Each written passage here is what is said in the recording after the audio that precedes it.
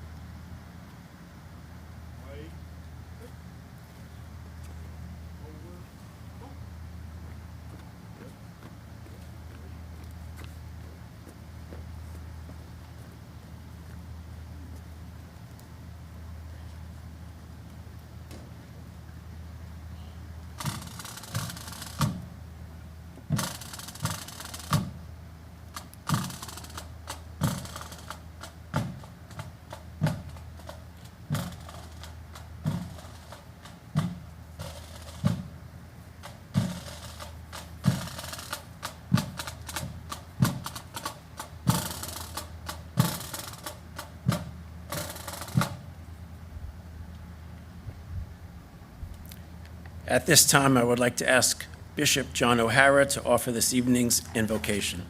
Bishop.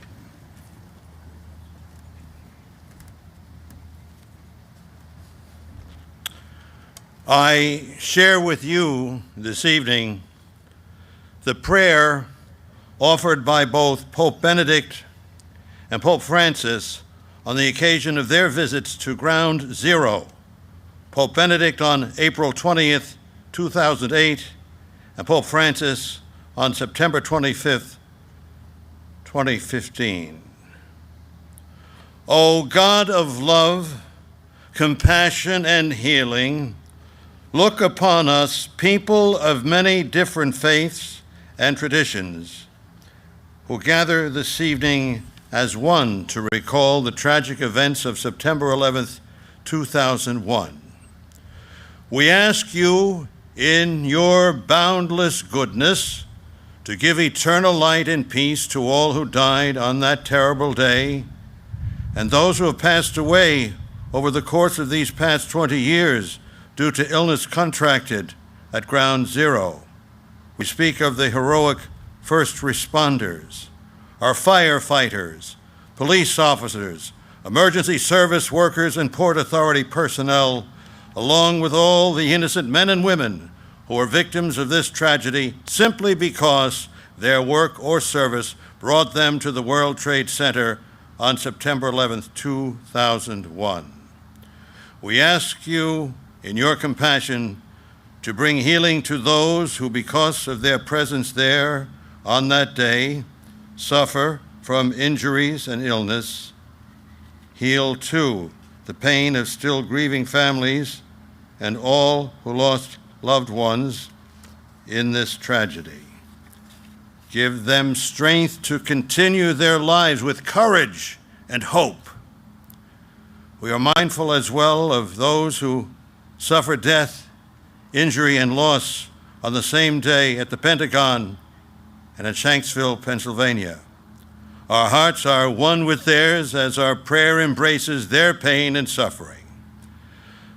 God of peace, bring your peace to our violent world, peace in the hearts of all men and women, and peace among the nations of the earth. Turn to your way of love those whose minds and hearts are consumed with hatred, prejudice, bigotry.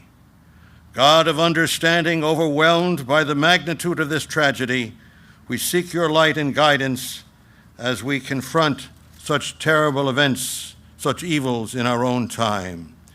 Grant that those whose lives were spared may live so that the lives lost may not have been lost in vain.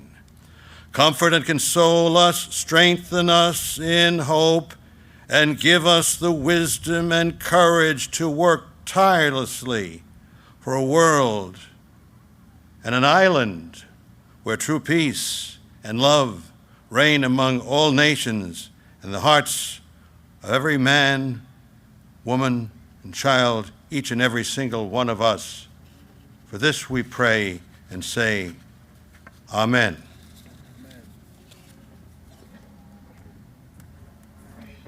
Thank you, Bishop. Please be seated.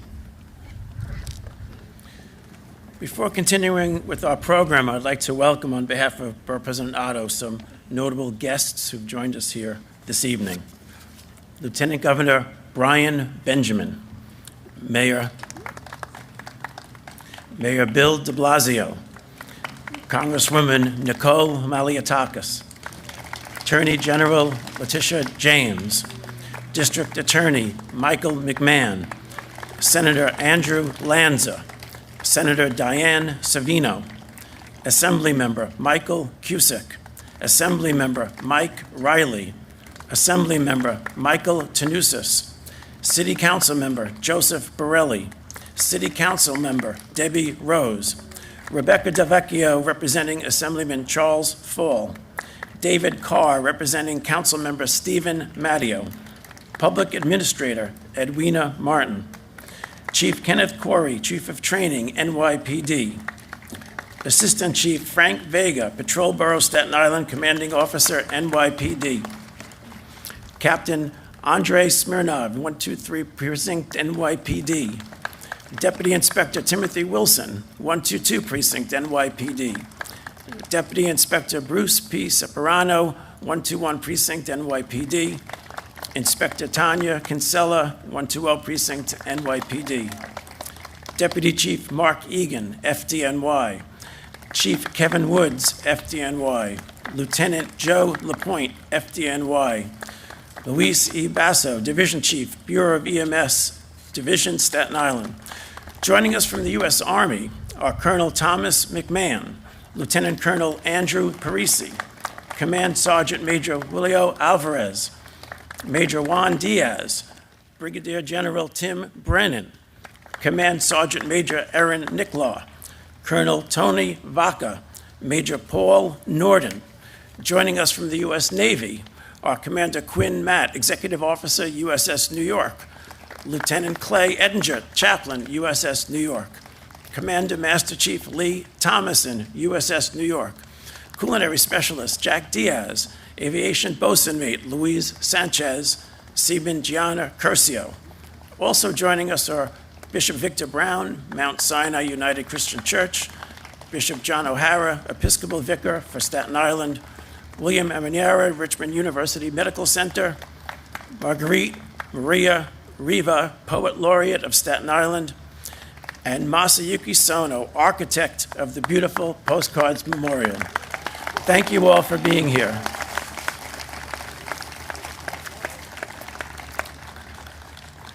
Now, ladies and gentlemen, I would like to briefly call to your attention the survivor tree. It is that small tree surrounded by American flags on this planting strip adjacent to Postcards. It was planted as a seedling just a few months ago by the Friends of Postcards and Borough Hall staff. The original survivor tree at the World Trade Center Plaza miraculously survived the collapse of the towers on September 11th. The damaged Callery pear tree was nursed back to health and stands at the 9/11 Memorial in Manhattan. Seedlings from this tree have been sent to memorials all around the world. Here is ours, as a symbol of hope and resiliency. It will grow with us in the years ahead. Now it is my privilege to introduce our Borough President, James Otto.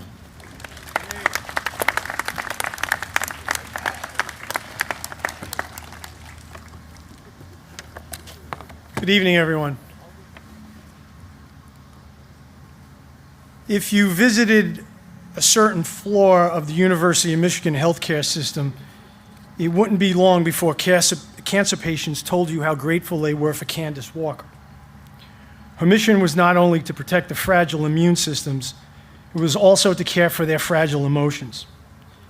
Candace called the chemotherapy center the House of Hope. She was often the first one to console families when their loved ones went through treatment. She showed up with bagels and coffee. She would make patients laugh by telling them stories of her cats drinking her milk or showing them she had accidentally put on one brown sock and one blue sock.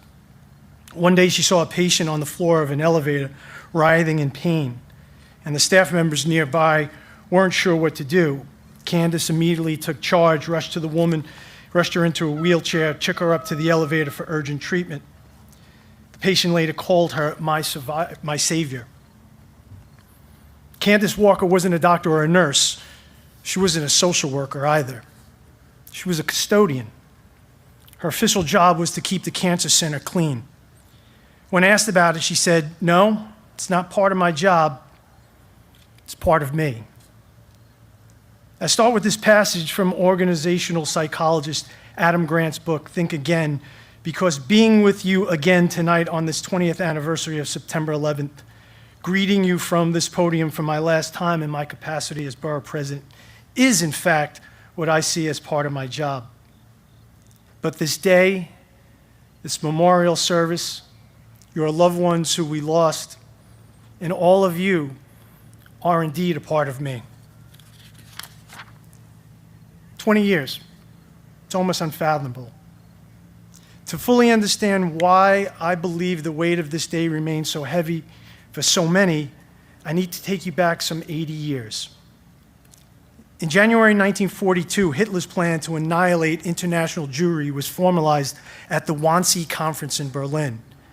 When the final solution installed as Axis policy, Nazi officials began to press Japan to extend that solution to Japan's Jews. Yet despite the potential damaging impact on its relations with Hitler, the Japanese government resisted these pressures in early 1942 and maintained that resistance through the end of the war. Why? Robert Cialdini, in his book Influence, from which I've just read, tells of how the Japanese military government called upon the Jewish refugee community to send two leaders to a meeting that would importantly influence their future. The chosen representatives were both respected religious leaders, but respected in different ways. One, Rabbi Moses Schatzkis, was renowned as a studious man, one of the most brilliant Talmudic scholars in Europe before the war. The other, Rabbi Shimon Kalish, was older and known for his remarkable ability to understand basic human workings, a social psychologist of sorts. After the two men entered the meeting room, they and their translators stood before the tribunal of powerful members of the Japanese High Command who would determine the community's survival and who wasted little time in asking a pair of fateful questions. Why do our allies, the Nazis, hate you so much, and why should we take your side against them? Rabbi Schatzkis, the scholar comprehending the tangled complexity of the historical and religious and economic issues involved, could offer no response. But Rabbi Kalish's knowledge of human nature had equipped him to deliver what Cialdini writes was the most impressive, persuasive communication that he encountered in over 30 years of studying the process. Because, Rabbi Kalish said calmly, we are Asian like you. We are like you. In recent years, I've read and thought about, and for that matter, lived a lot of us and them. With outrage for profit more common as a business model, conflict, entrepreneurs, and purveyors of division in our politics and on our social media constantly reminding us of our differences, perceived and real, contrived or inherent. The chasm between self and other, us and them, seems ever widening. Cialdini, who is considered the authority on persuasion, talks about we groups, W-E, we. He has extensively analyzed how others attempt to influence or persuade by tapping into the immutable fact of human nature that we seek some common identity and we want to be part of some collective. The social science on the effectiveness of this is stunning and more than a bit alarming, and it underscores the power of the connection between individuals within a we group. With this phenomenon fresh in my mind, it's clearer to me why the tragedy of 9/11 has had the lasting impact on so many and is still so raw even 20 years later. Yes, it is because of the stunning sheer loss of life and the size and scope of the unprecedented heinous act. Yes, it was the surprise nature of the attack and the permanent loss of a certain sense of safety and security we previously took for granted. But I think the anguish of 9/11 remains so profound today because it hit us as individuals across so many of the ways we identify ourselves. It touched on multiple we groups, those various universes of people on Staten Island with whom we most closely associate ourselves.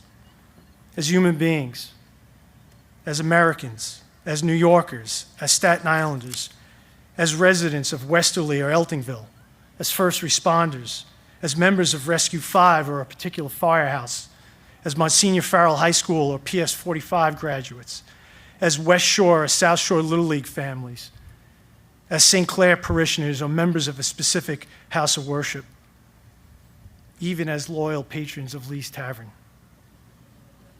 We are Asian like you.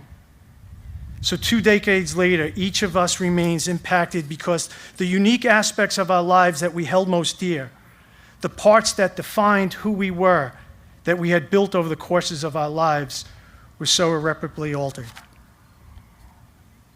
And then there's you, the families, the parents, the spouses, the siblings, the children, and now grandchildren of those taken from us 20 years ago and subsequently from illnesses born from that day. The remaining we group most unfairly impacted of all. 20 years later, the members of this dais are still desperate to carry part of your burden, alleviate some small measure of your pain. We gather and have this service in the hopes that for a fleeting moment, together the music, the photos, the memorial itself will somehow ease the ache. Maybe it's a fool's errand. Maybe no story or words or level of shared emotion can help. But we try because of we. Because in many ways, we are like you. Some of you we knew before that horrific day. Many of you we did not. In these last 20 years, we've come to recognize the names, the faces of your loved ones and of yours as well.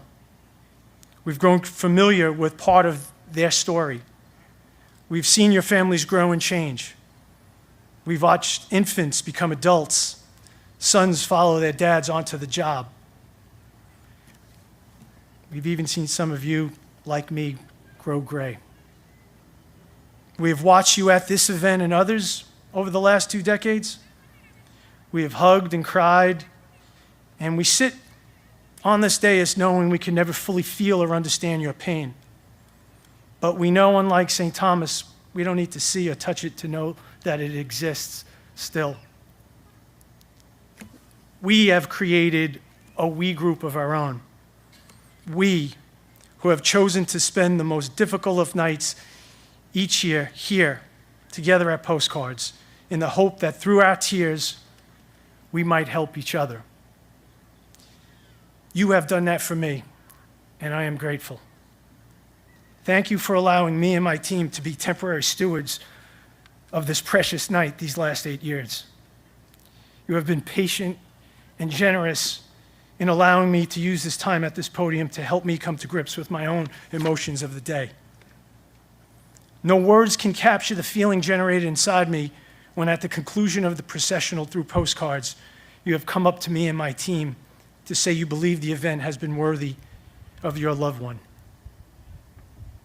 At this point in my life, sometimes I think about the folks who voted for me and whether I should thank them or curse at them. I've been known to do both. But it has been my honor to represent you, and you have my sincerest gratitude. Candace Walker said, "It's not part of my job, but it's part of me." Well, after tonight, that first part will be true for me. But you You good and decent people who, in the face of the worst thing imaginable, have endured, showed immense courage and strength while doing it, and have lifted others along the way. You will be in my hearts and forever will be a part of me. May God bless you and sustain you.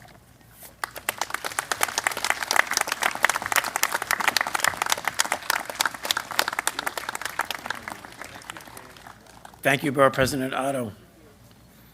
Please direct your attention to the promenade as we welcome back Arlette Ruxberg, who will sing her original composition, One September Morning.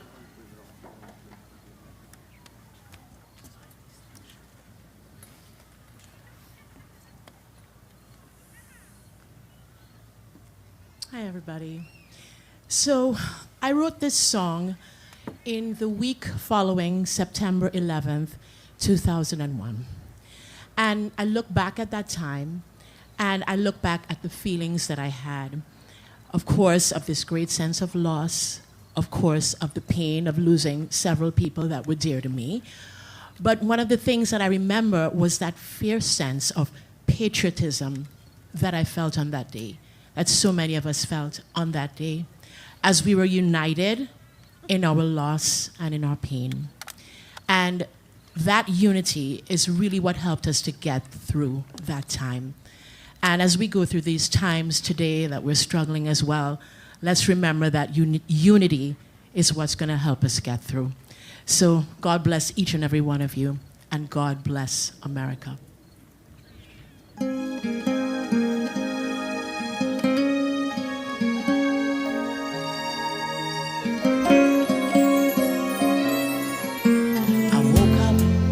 On a bright September day, and I watched the sunshine slowly slip away, and my world crumbled before my very eyes, and the smoke of 1,000 souls filled the skies. From the cities to the hills and countrysides, I sing this song for you, America. Though your heart was torn in two, America, may your spirit never break, and may your faith never shake.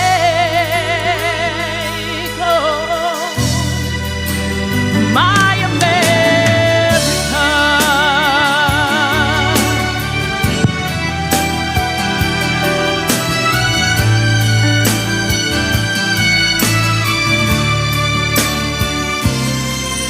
As the days went by, the sun came out again, and the stranger on the street became my friend. Joined together by pain and fear and pride, and a love for this land that could not be denied. And for the families of all the ones who died, I sing this song for you, America. Though your heart was torn in two, may your spirit never break, and may your faith never shake. Oh, my America. I sing this song for you, America. From our hearts, red, white, and blue, America. Spirit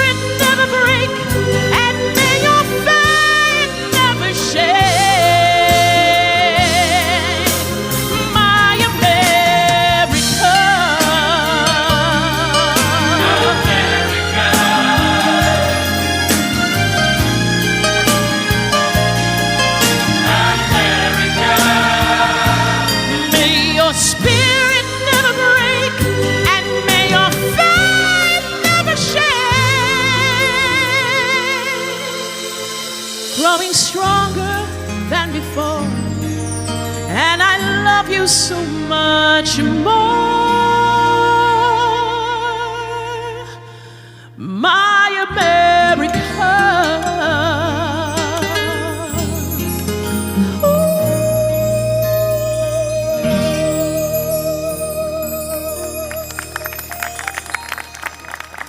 Thank you.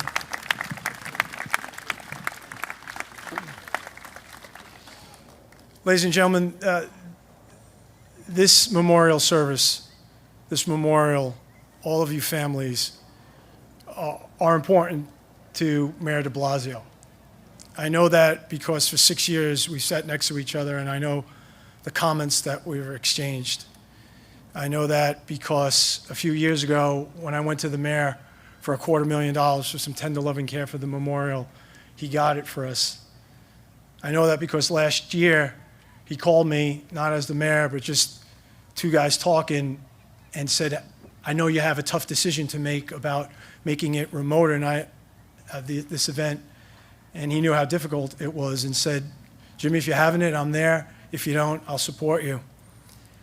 And I know because 2 nights ago I was alerted to some electrical issues here, some kind of long-standing, and I went to the mayor and said it's going to take several $100,000, but and the mayor said, Jimmy, we're going to leave this memorial in better shape than we found it, and that allocation will be in the September plan in a few weeks.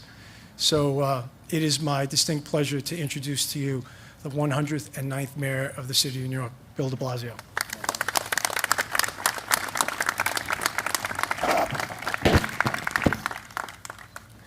Everybody, this gathering every year is so moving. And there's reasons why this is special. There are many moments when we think about 9/11, when we think about the people in each and every one of our lives we lost. But something special happens here, different than what I see in other gatherings.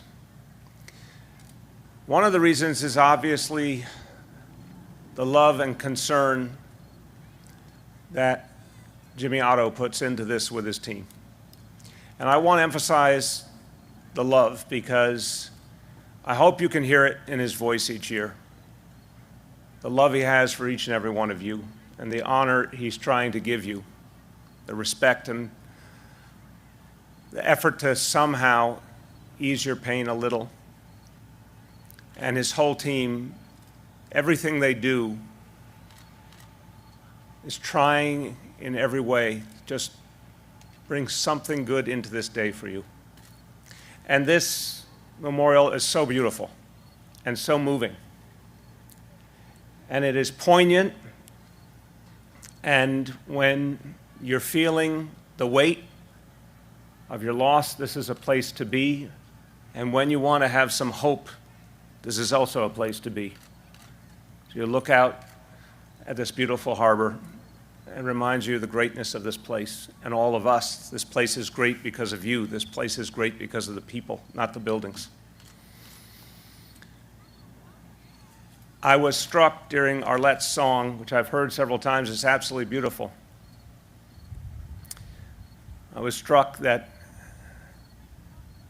we have to appreciate what each and every one of you have done to show who we are as New Yorkers, as Americans, by the way you've comported yourself through the pain.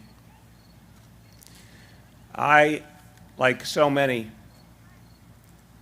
in my own upbringing, received a sense of what it was to be an American and to believe in our country because my dad served in World War II. He volunteered after Pearl Harbor, served in the Pacific in the U.S. Army. And he came home missing half a leg from a grenade thrown at him on Okinawa. And he was in pain physically and emotionally for the rest of his life. But he felt so honored to have served his nation. And in our household, it was not a question. It was to all of us clear that we had to serve each in our own way. And our faith in our country, it was a given that we, of course, would find our unity. It was not imaginable, even if there were differences at any given time, it was not imaginable that we wouldn't all, as Americans in common, face the world. And I want to thank all of you because for the last 20 years, what the families who suffered so much have shown is the very best in this city and the very best in this nation. Because you did not turn away from each other, you turned toward each other. And I know it was never easy to put up with the pain, the weight, every single day, what you had to go through just to keep going. But so many of you reached out to others. So many of you helped, whether it's a member of your family or someone else who had lost a loved one or another member of a family, of a member of service. One after another, I've seen these moments where people were there for each other. And it's very, very powerful. And so many of you continued serving this borough, this city, this nation. And then this morning we heard the beautiful stories of the children, the grandchildren who are carrying on the traditions of first responders and in our armed forces and public service in so many ways. And all I can say is, even with the pain and the somberness, the challenge that we feel that will never go away, I know everyone you love is watching down and they're smiling because of what you have done one for another. They're smiling because you lived up to all their hopes and dreams for you. So we mourn, but I want to celebrate you and give thanks for you. So many might have given up and so few did. God bless you all.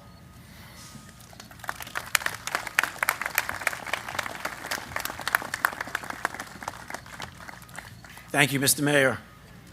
It's a rare pleasure for a Deputy Borough President to introduce a Lieutenant Governor. So, ladies and gentlemen, let me invite to the podium to say a few words our Lieutenant Governor, Brian Benjamin.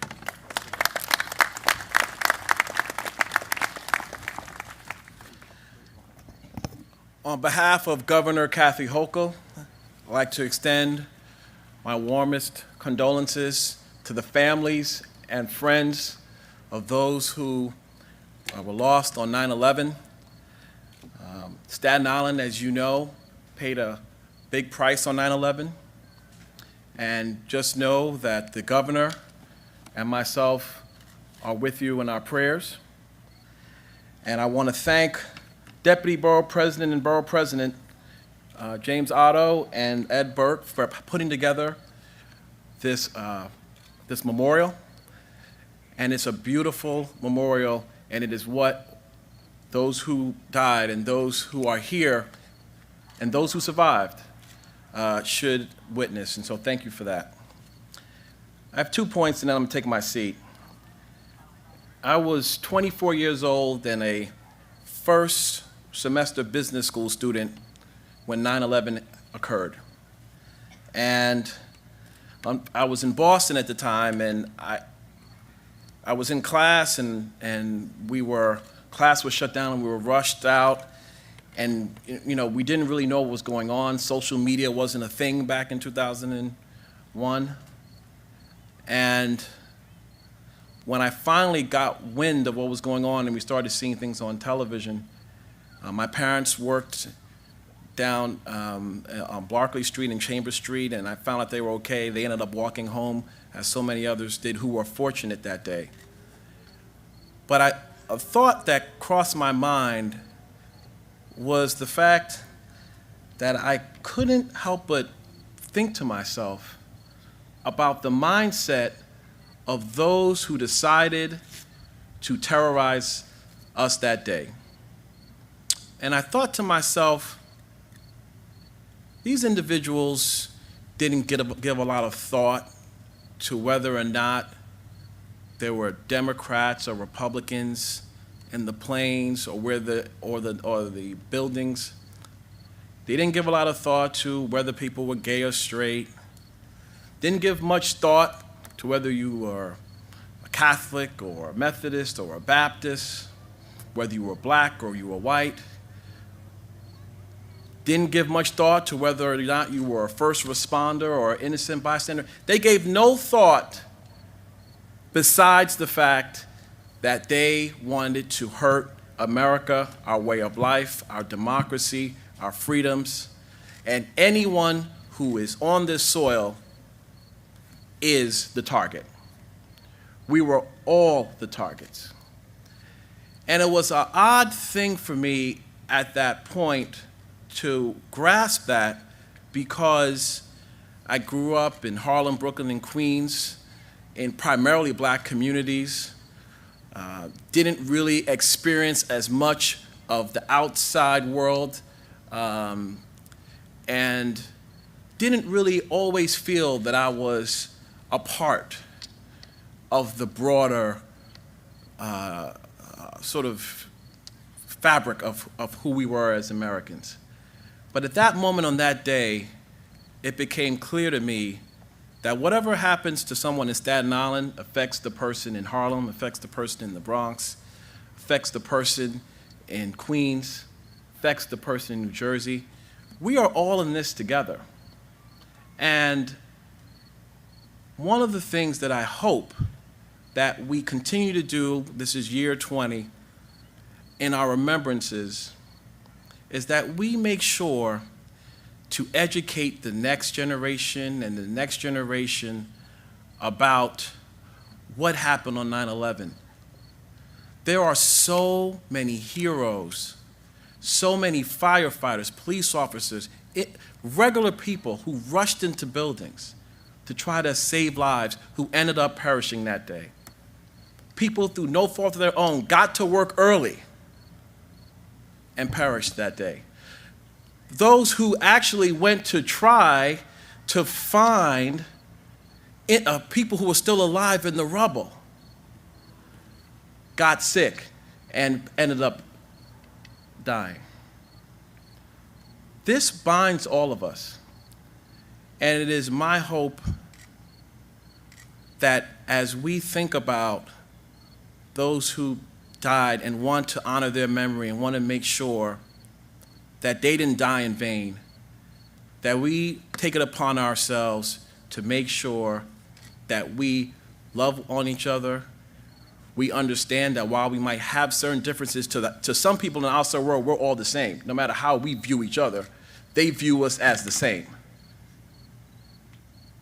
And we need to make sure that our kids and our children's children and our children's children's children know that we are New Yorkers, we're Americans, and we will be resilient and we will get through anything that comes our way, including COVID, because that's what we do. And so the governor really wanted to be here today, Mr. Borough President. It was actually hard to get her to let me come. But I just wanted to say to all of you, whether you are a family member or a friend of someone who lost someone, or you're just here because you know it's the right thing to do to be here, to honor those who suffered on that day. We have a lot of work to do, and if we don't do it, their lives would have been lost in vain. Thank you very much.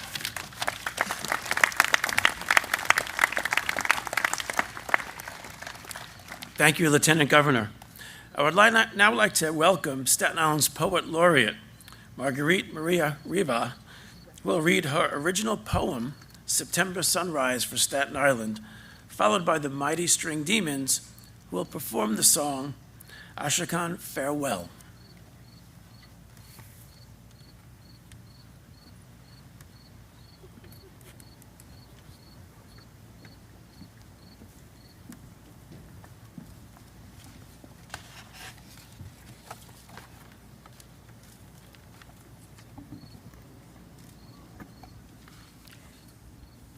September sunrise for Staten Island, for you. How many sunsets, how many nights? Who but the grieving knows the road that you've traveled? Honoring them, naming children after them, tattooing initials and numbers to faithful bodies, following in their footsteps, serving others, remembering them with each measure of kindness, leaving a place at the table in your dreams. In the still of an untroubled September day, remembrance grows deeper. They're here, made present in acts, in rituals, in stories, ever present in the lives of those who love them and those who will, grandchildren, nieces, nephews. At first light, as layers of darkness lift, 20 years true to promises, their burnished legacies rise like the sun over the harbor, first orange, then golden, then dazzling like the love that is eternal.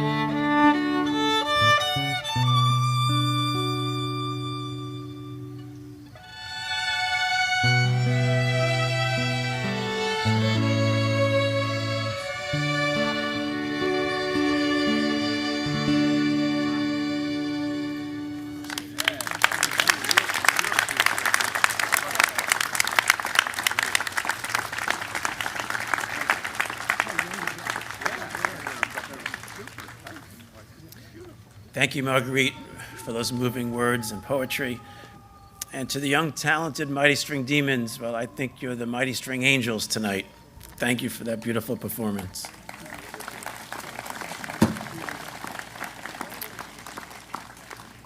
At this time, I would like to ask the family members, friends gathered on the promenade to begin the tribute readings of those we lost on 9/11.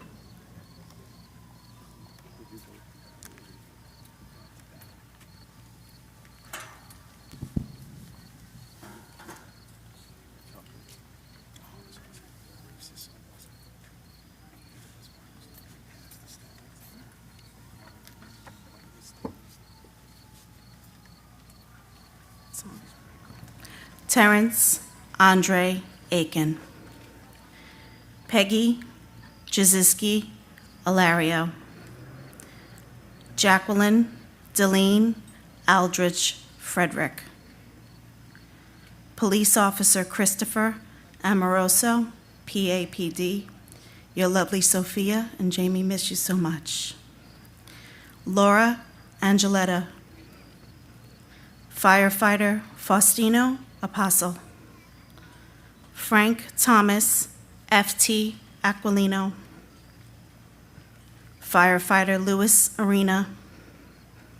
Adam P. Arias. Lieutenant Greg Atlas, FDNY. Louis Aversano. John J. Bedagliaca. Jane Ellen Basler. Catherine Bantis. Walter Barron. Assistant Chief Gerard A. Jerry Barbara, FDNY. Paul Vincent Barbaro. Firefighter Arthur T. Barry. Diane Gail Barry. Carlton Bartles. Michael Ernest Beekman. Denise Lenore Benedetto. Firefighter John Patrick Bergen. Firefighter Paul M. Byer. Firefighter Carl V. Beanie. Susan Bocchino. Mary Catherine Murphy Baffa. Sean E. Bowman, Jr. Alfred J. Braca. Sandra Conady Brace. And my beloved husband, Firefighter Brian Bilcher. Brian, our son, is 20 years old. And not a day goes by in 20 years that your name hasn't been spoken and your love hasn't been felt. Please keep our sweet and kind Nikki safe. Thank you.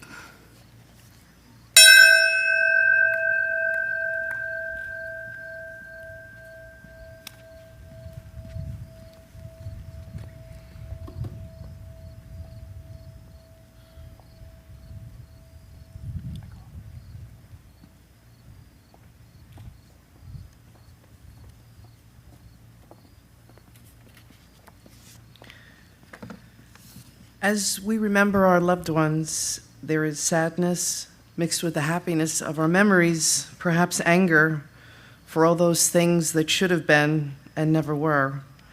But I wish you all joy in your remembrances of your loved ones and peace in your lives. Kathleen A. Burns. Milton Gilberto Bustillo. Firefighter Patrick D. Byrne. Lillian Casares. Firefighter Salvatore B. Calabro. Philip V. Calcagno. Firefighter Michael Camarata. Vincent A. Cangelosi. Lisa Bella Canava. Firefighter Brian Canizaro. Louis Caparici. Mark Carney. Thomas J. Selleck. Firefighter John G. Chipura. Stephen Paul Chutnick. Francis N. Chilente.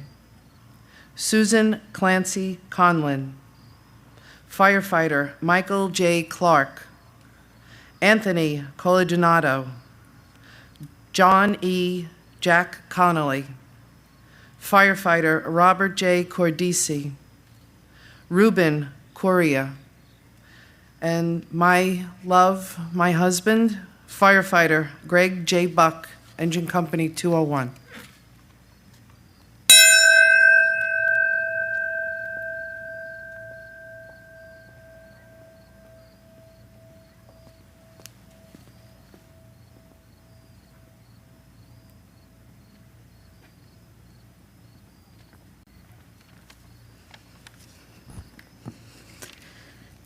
Francisco Cruz, Kenneth John Cubis, firefighter Thomas P. Cullen III, firefighter Robert Finn Curatolo, Lawrence D. Curia, Beverly L. Curie, Lieutenant Edward A. Dietri, FDNY, firefighter Michael D. Dioria, Michael Jude D'Esposito, Thomas Damaskinos, firefighter Scott Matthew Davidson, firefighter Edward J. Day, Azucena De La Torre, James V. DeBlaze, Jason Christopher DeFazio, Vito J. DeLeo, Michael D. Rienzo, firefighter David P. De Rubio, Edward D. Simone III, Matthew Diaz, and my father, Lieutenant Charles Joseph Margiata, FDNY. I will always love and miss you. You will always live on in our hearts forever, and your legacy will continue on in your granddaughter.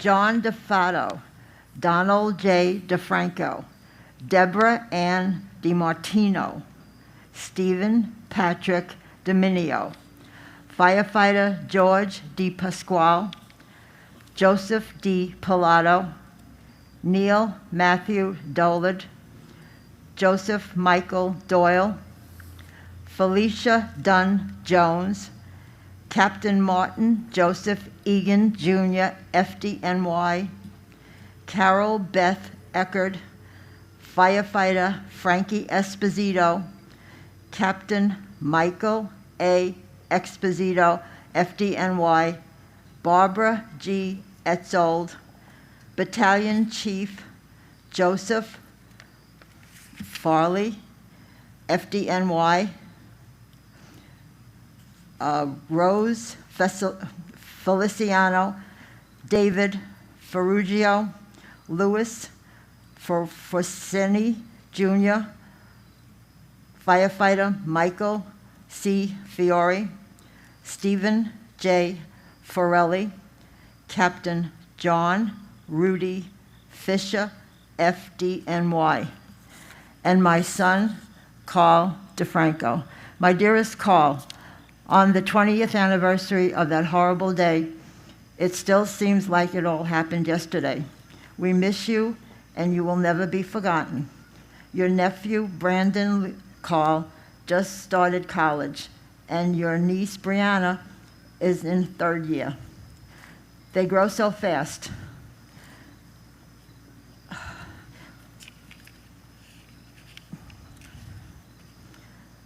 Watch over me, all my love, my sweet and caring Carl.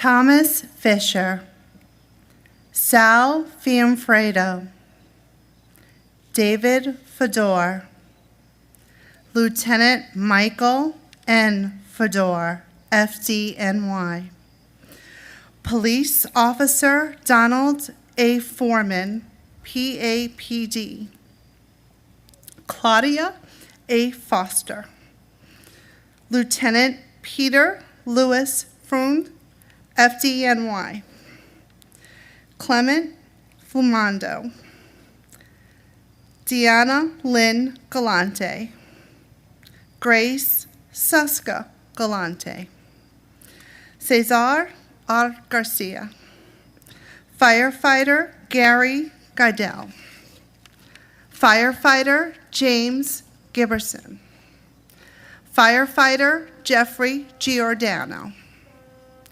Firefighter John J. Giordano, Martin Giovinazzo, Monica Goldstein, Firefighter James Michael Gray, Lorraine M. Green Lee, Joseph F. Grillo, Battalion Chief Joseph Grislak, FDNY, and my father, Philip David Miller. We love and miss you. I am sad you didn't get to see your 3 beautiful grandchildren grow up. But I know you are in heaven, serving us as our guardian angel, and you will always be in our hearts.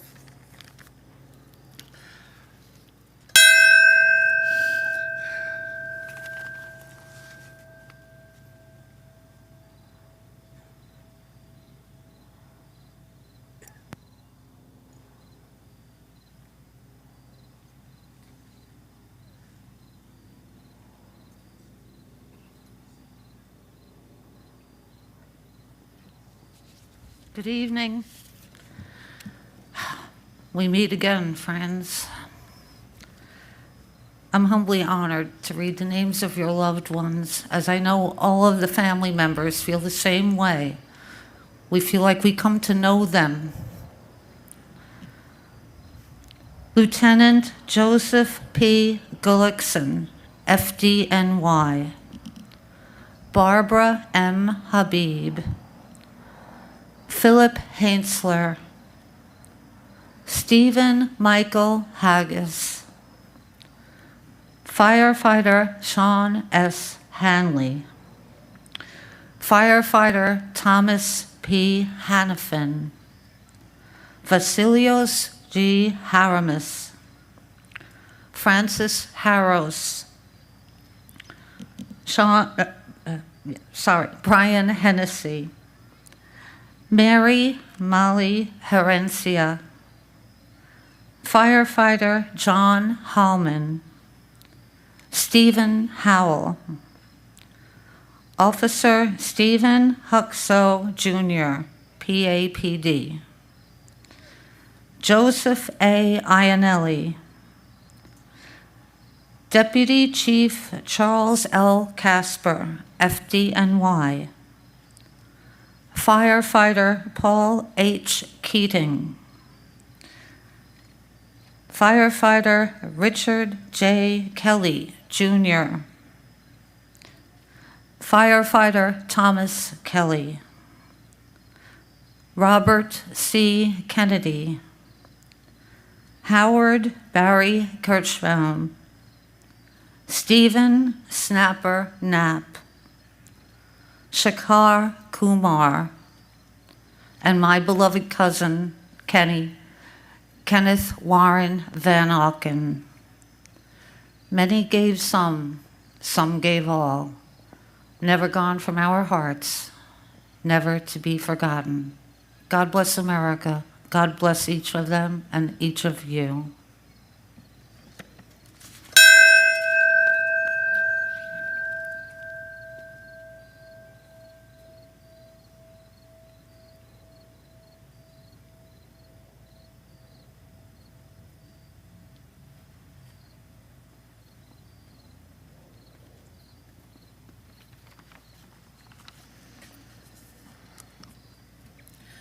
Firefighter Kenneth Campo. Patricia A. Cures. James Patrick Ladley. Firefighter David LaForge. Vincent Anthony Laeta. Firefighter Robert T. Lane. Mary Lou Langley. Michelle B. Chamberlain Lanza. Stephen J. Loria. Janine Laverde. Police Officer James P. Leahy. Firefighter Neil Levy. Firefighter Daniel Libretti. Vincent M. Lito. And my cousin, Leonard J. Lenny Rags Regalia. Your whole family loves you, misses you, and please watch over to your only two boys who are following in your footsteps, Lenny and Anthony, and your brother, Stephen. Thank you.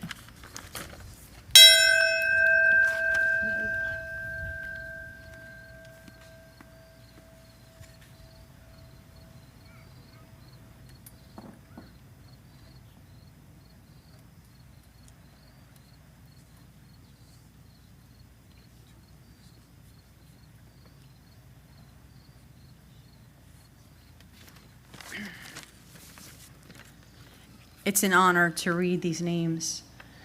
Lee Charles Ludwig, Marie Lucas, Linda Lazacone, Robert Lynch, Firefighter Joseph Maffeo, Lieutenant Paul Richard Martini, FDNY, Anne Marie Martino Kramer, Firefighter Joseph A. Mascali, FDNY, Michael Massaroli, Robert D. Matson, Walter A. Mazzua, Charles J. Morrow, Charles A. Morrow Jr., Firefighter John Kevin McAvoy, and my brothers, Lieutenant Harvey Harrell, FDNY, Rescue 5, Stephen Harrell, Lieutenant, FDNY, Ladder 10, Engine 10, known as Truck 10.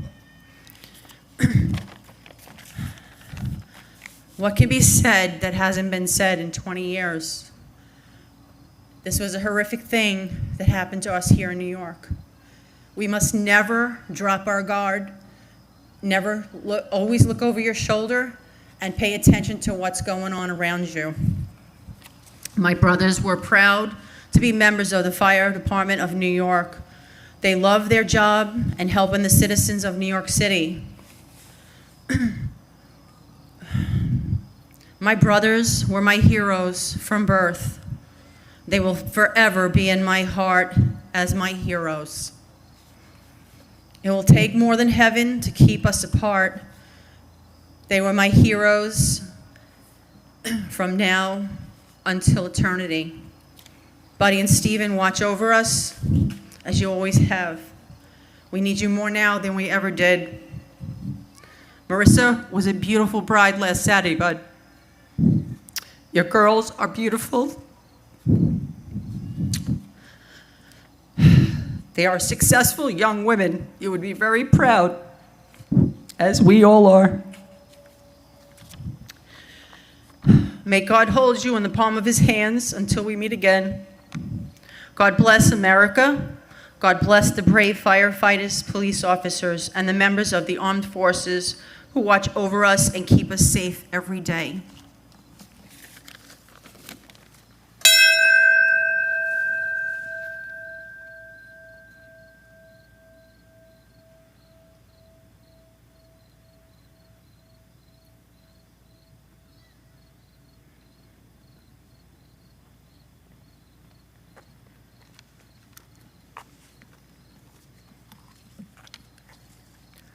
Scott McGovern, Stephanie Marie McKenna, Firefighter Timothy Patrick McSweeney, FDNY, William E. Michioli, Benny Millman, Louis J. Minervino.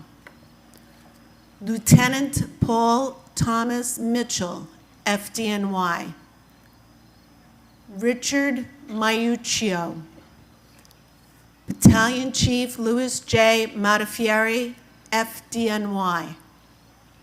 Firefighter Carl Molinaro, FDNY.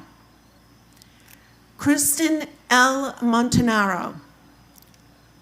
Firefighter Christopher Mazzolo, FDNY. Peter James Mulligan. Richard T. Myher. Mario Nardone, Jr. Troy E. Nilsson. Brian Nunez. Captain William S. O'Keefe, FDNY. Philip Paul Ognabene. Firefighter Joseph J. Ogren, FDNY. Linda May Oliva. Eddie Oliver. Firefighter Eric Taub Olson, FDNY. Firefighter Jeffrey James Olson, FDNY. My big brother, Captain Billy McGinn, FDNY Squad 18.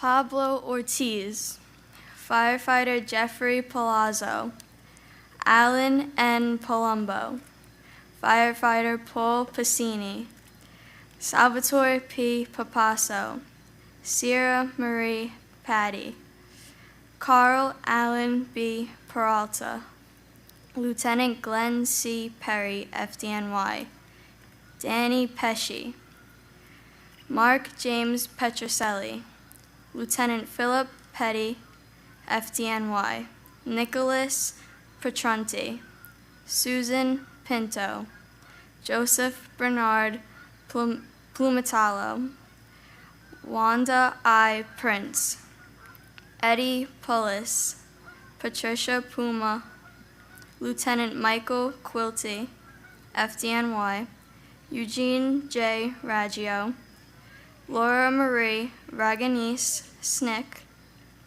Peter Ramondi, and my grandfather, Firefighter Peter J. Carroll, Squad 1. Even though I never met you, you will always be my hero.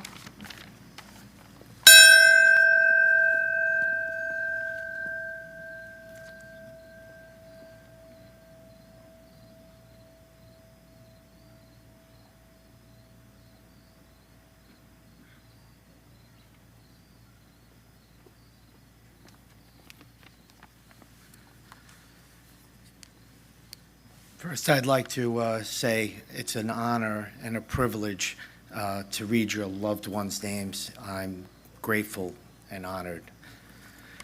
Michelle M. Reed, Joseph Reyna, Jr., Karen Renda, Firefighter Anthony Rodriguez, FDNY, Fire Patrolman Keith Roma, FDNY, Lloyd Rosenberg, Firefighter Nicholas P. Rosamundo, FDNY, Firefighter Thomas E. Sabella, FDNY, Joseph F. Sacerdote, Firefighter John August Santori, FDNY, Firefighter John A. Shart, FDNY, Angela Susan Scheinberg, Adriana V. Scabetta, Michael Seaman, Adele Christine Sessa, Thomas Scroy, Robert Shea Jr., firefighter Stephen Gerard Siller, FDNY, Paul J. Simon, and my sister, Michelle Marie Henrique. She was 27 years old. She was the person that walked into the room and lit it up. Always had a smile on her face, always had a good thing to say, never a bad moment for her. So 20 years, is it tough? Yes, absolutely. My family, obviously destroyed, devastated. But speaking to my other sister today, she brought up a good point. You know, she always walked into a room with a smile. So today, we could walk into a room or walk amongst our family and look and smile and give them a hug. And just remember, that's why we're here together, because we love each other and we love those that we lost. Thank you.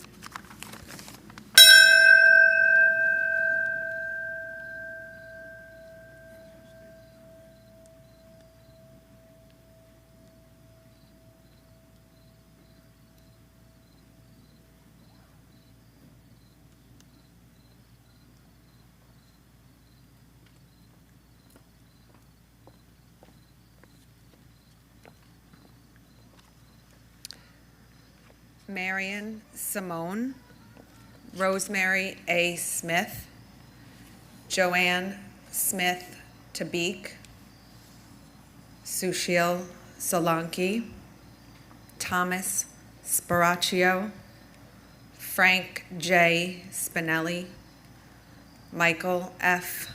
Stabile, Richard J.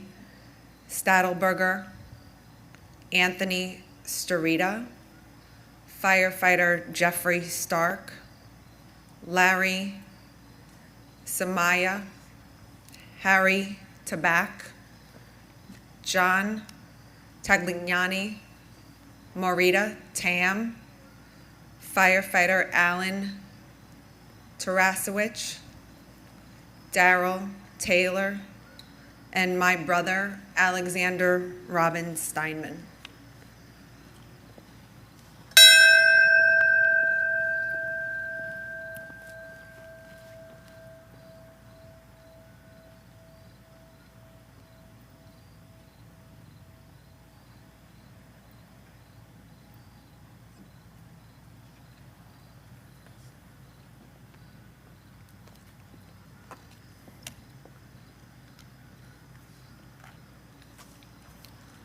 Firefighter Stephen Olson.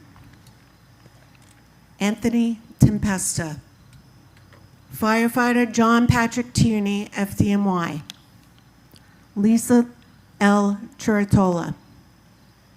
Jennifer Lynn Zemia. Azel Vasquez. Francine Zizi Viriglio.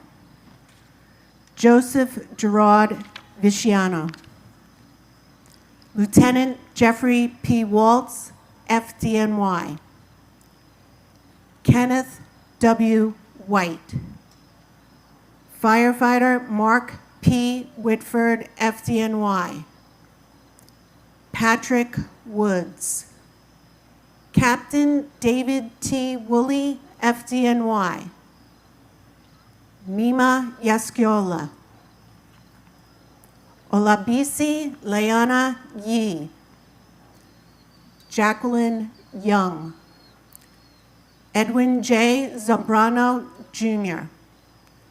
and Barbara Walsh. We miss them all, 20 years.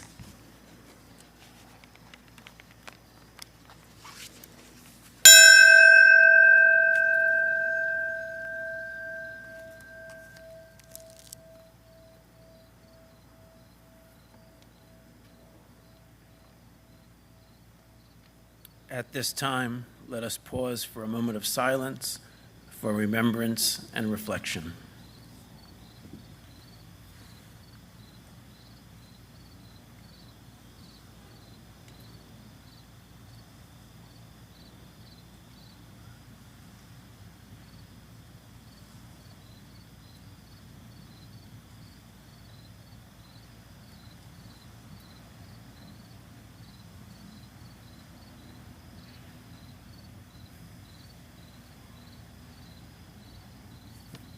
Thank you.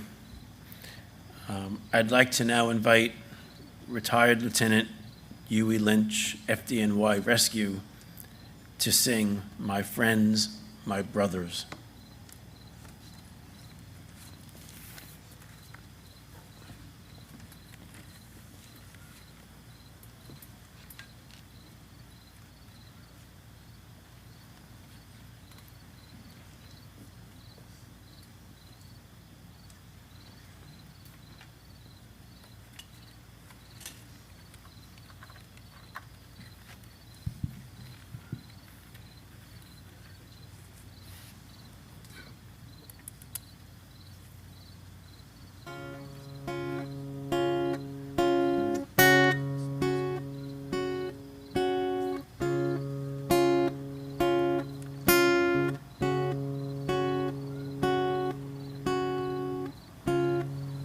I miss you, my friends, gone with no goodbyes or tomorrows. I miss you, my friend, and I hope the days will come again when our lives are filled with fun again, instead of all our lives filled with sorrow. I miss you, my friends, my brothers, and I see your laughing faces like pictures on the wall. I wish I could turn back time and take away the crime and see once more. I miss you, my friends. I miss you, my friends. I miss you, my friends. I miss you, my friends, my brothers. Goodbye.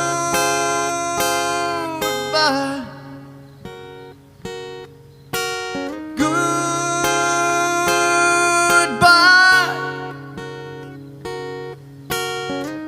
All I wanna do is get back to you, and one last time say goodbye.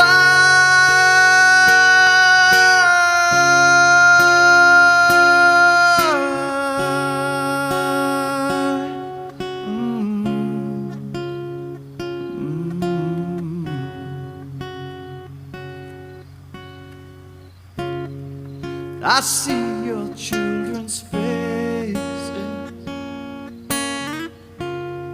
your reflection in their eyes, and I wish I could bring back smiles and take their pain a while and see you once more.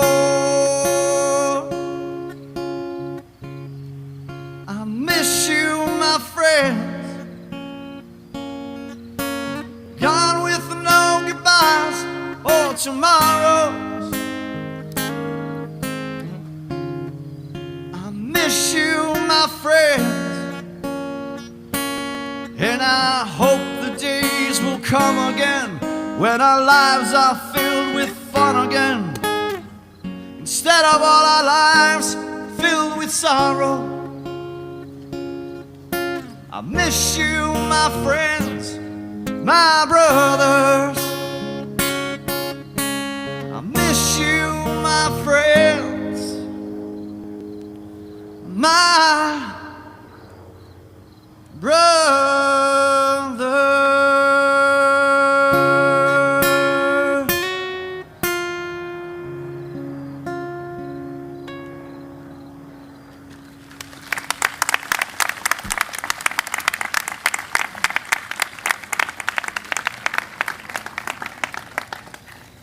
Thank you, Huey. That was beautiful. Now we'd like to invite the family and friends of our first responders to begin the tribute readings of those we have lost since 9/11.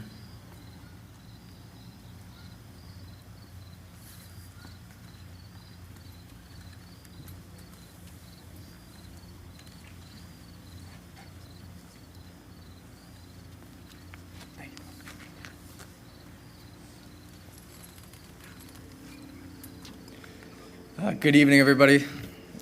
It has been and always will be an honor to read these names. Detective Sandra Adrian, NYPD. Chief of Detectives William H. Ali, NYPD. Sergeant Alex W. Baez, NYPD. Jack Bacasio. Philip J.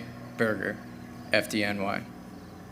Lieutenant Ronald Biller, FDNY. Police Officer Frank Balluzzi. Anthony M. Bono. Detective Anthony N. Brugnano, NYPD. Firefighter Timothy J. Burke. Firefighter Joseph T. Callahan. Brian Campbell. Captain Carmine C. Cantalino, NYPD. Firefighter Carl Capabianco. Francis X. Carozza. Detective Joseph A. Cavatolo, NYPD. Ronald Cohen.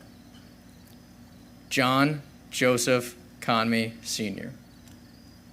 Thomas Coppola II. John Corbett. Detective Christopher E. Cranston, NYPD. Detective Angel A. Craig, NYPD. Richard Danino. Big Lou DeBella. Diane DiGiacomo. Firefighter Robert W. Dillon. Lieutenant Brian J. Ellicott, FDNY. Alfonso Falco. Ted Feezer. EMT Anthony Ficara. Detective Carmen M. Figueroa, NYPD. Supervisor Silvano Nano Flagar, DSNY. Firefighter Frank D. Fontano. Firefighter Robert A. Ford. Firefighter George F. Froelich. Lieutenant Martin Fulham, FDNY. Christopher A. King. Captain John J. Galvin, FDNY. Police Officer Frank L. Gagliano. Firefighter Andrew S. Gargiulo. Detective Michael E. Glazer, NYPD. Police Officer Michael H. Granis, NYPD. Captain Joseph R. Graziano, FDNY. Deputy Chief William J. Guido, FDNY.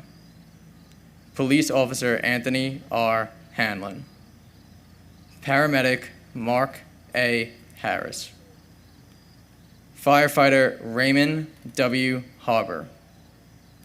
Firefighter Dennis J. Heedles.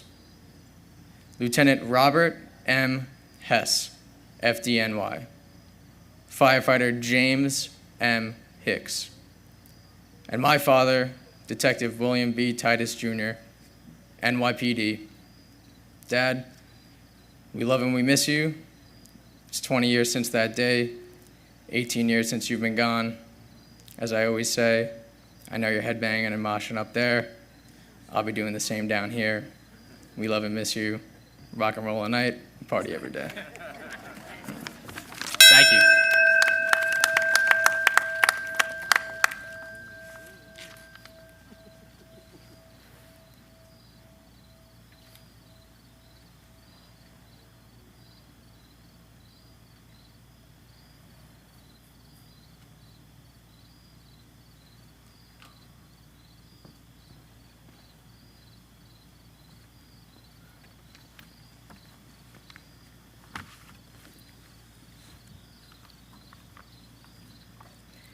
Firefighter William Hodgins. Eugene P. Hurricane. Sergeant Michael V. Incontrera, FDNY.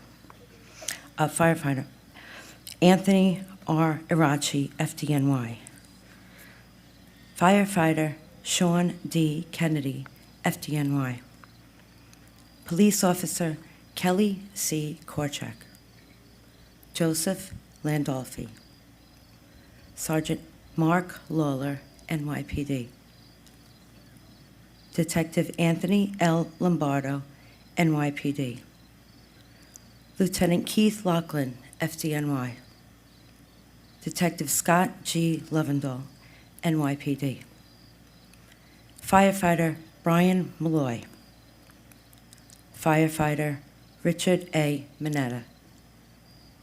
Firefighter James J. Marshall. Firefighter Jimmy Martinez. Firefighter Brian Masterson. Frederick Meyer. Battalion Chief Robert P. Muccio, FDNY. Andrew Moore. Detective Michael Morales, NYPD. Firefighter William E. Moreau. Frederick C. Mueller. Lieutenant John P. Murray, FDNY. Sergeant Anthony Napolitano, NYPD. Firefighter William R. O'Connor. Captain William Olson, FDNY. Firefighter John F. O'Neill. Firefighter Adolfo Otano. Police Officer Angelo Peluso. Detective Philip T. Perry, NYPD. Sergeant Louis R. Pioli, NYPD. Brian Padell. Police Officer Nancy Puka, NYPD. Lieutenant Gerald Rex, NYPD. Lieutenant Robert Rice, NYPD. Detective Ronald A. Richards, NYPD.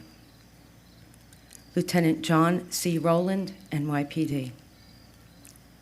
Firefighter Paul F. Santoro. Detective Thomas Sanoto, NYPD. John Schmittow. Sergeant Harold J. Smith, NYPD. Firefighter Roy E. Smith. Firefighter Michael Sophia. Firefighter Lloyd W. Stewart. Firefighter Lawrence J. Sullivan. Firefighter Ronald P. Svek. Firefighter Richard J. Tanagretta. Sergeant Ned Thompson, NYPD. Captain Victor C. Valva, FDNY. Police Officer William T. Walsh. William Weezer. Firefighter George H. Wilton, Jr., FDNY. Lieutenant James J. Winters, FDNY. Paramedic John J. Wyatt, Jr. Stephen L. Zawada. And my beloved brother, Sergeant Patrick P. Murphy, NYPD Emergency Service Unit. Always loved, forever missed. God bless you all. God bless America.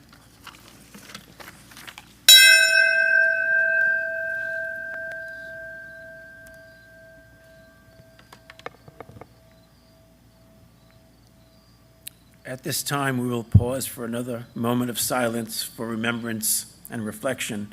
Following our reflection, I would ask that you turn your attention to the video screens, where you will see a tribute video honoring those we lost.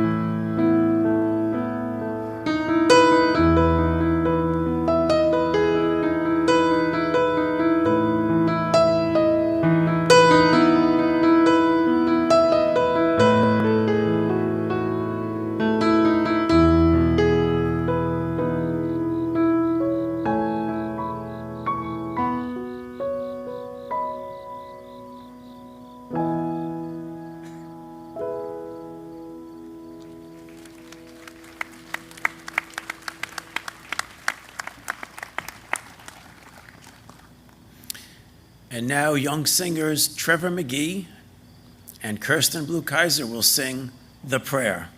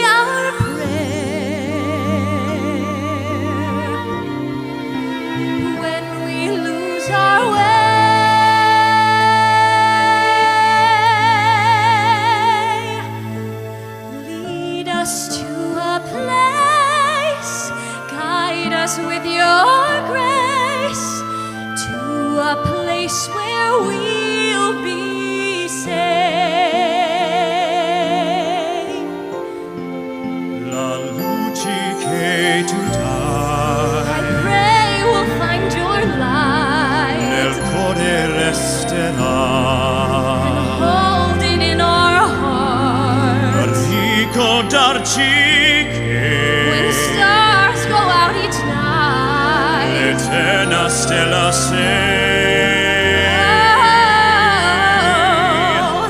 nella mia preghiera. Let this be our prayer. Quanta fede c'è. When shadows fill our day, Lead us to a place. guide us with your grace. Give us faith so we'll be saved.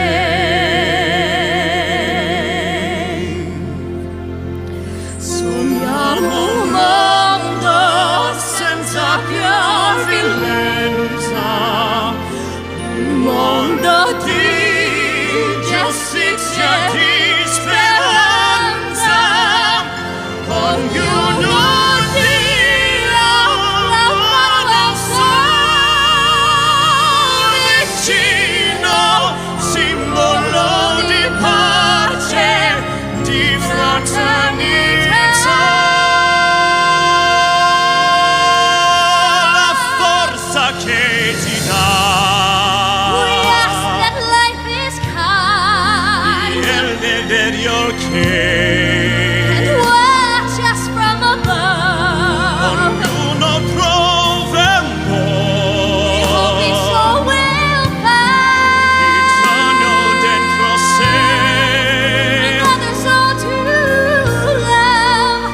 Let this be our prayer. Let this be our prayer. Just like like every child. Just like every child. Need to find a place. Guide us with your grace. Give us faith so we'll be saved.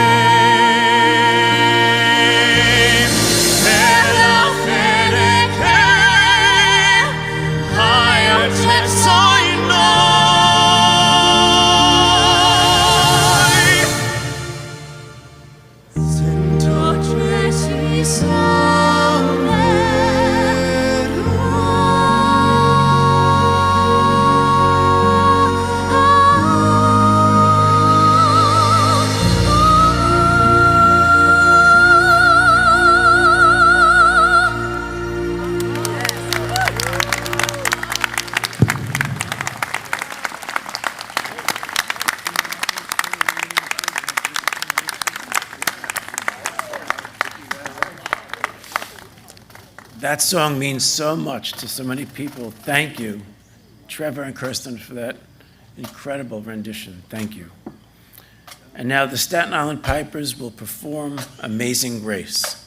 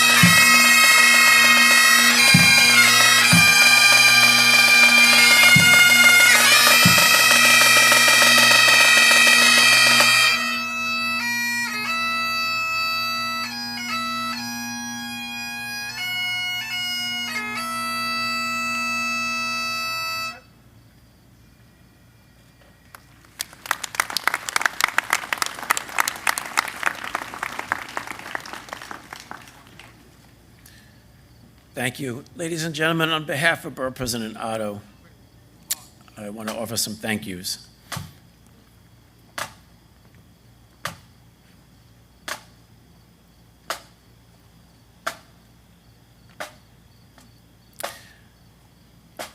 I want to thank the FDNY for the support of this event and for the participation of the fireboat and the ceremonial unit ringing the tribute bell.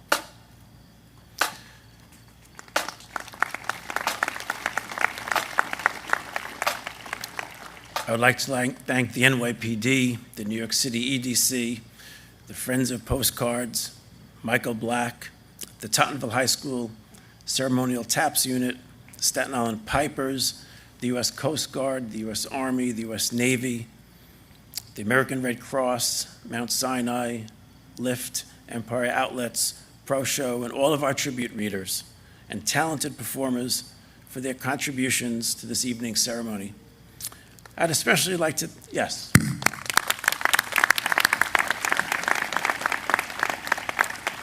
I'd especially like to extend a heartfelt appreciation to Fred Ariemmer.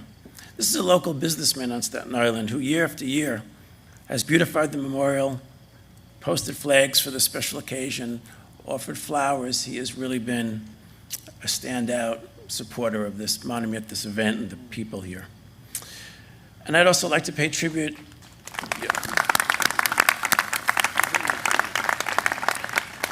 to the borough president for the heart and soul and passion he puts into this event every year, and for the staff at Borough Hall, led by Jen Sammartino, who do the same to organize this event. Thank you, Jennifer, and everybody. And of course, most especially, we thank all of you for being here, for sharing this remembrance with us this evening. Tonight's benediction will be offered by Bishop Victor Brown of Mount Sinai United Christian Church, and will be followed by taps, which will be presented by the Tottenville High School Ceremonial Taps Unit. After the ceremony concludes, the borough president invites you to come forward and take a rose from a member of our staff, and feel free to place it by a loved one's name and image. So thank you again for being here as a family and a community, and Bishop Brown.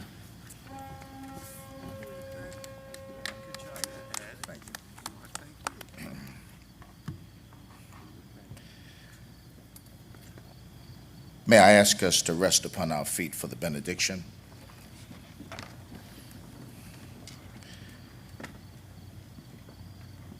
God bless America,